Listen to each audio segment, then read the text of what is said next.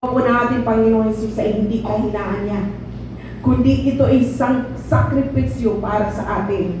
Pinili niyang maranasan ang mag-isa para hindi natin maranasan ang tuluyang paglayo natin sa Diyos. Kung nararamdaman natin na para bang iniwan tayo, tandaan po natin ito, may isang iniwan para sa atin, para sa iyo, para sa lahat. Kaya ngayon, huwag natin kalimutan lumapit sa Diyos, lumapit sa Kanya, bumalik sa Kanya, dahil binayaran na niya ang lahat-lahat. So ano ang sigaw ng paghihirap ng ating Panginoong Jesus? Number 2, dahil may katotohanan.